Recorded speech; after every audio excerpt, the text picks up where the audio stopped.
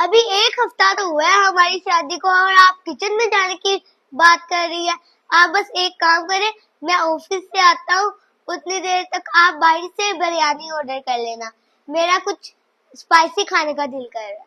बाहर से मंगवाने की क्या जरूरत है? आज मैं इनको अपने हाथों से बिरयानी बना के खिलवाऊंगी।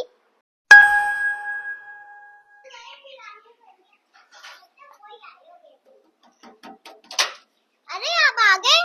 जी मैं आ गया। जल्दी से खाना लगा दे, बहुत ज्यादा भूख लगी। ठीक है, आप उधर बैठे।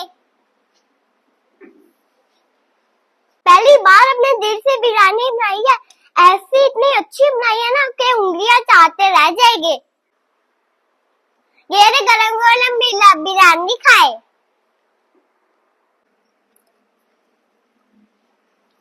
कहाँ से ऑर्डर किया है? इतनी घटिया बिरयानी। ये तो पुलाव है, बल्कि पुलाव भी नहीं, ये तो फिक्के चावल है। अरे आप किससे ऐड हो रही है? आप क्यों परेशान हो रही हो? आपने तो सिर्फ ऑर्डर ही किया, अगली बार मैं ऑर्डर कर लूंगा। ले जाए इसको, ये तो कोई कुत्ता भी नहीं खाएगा।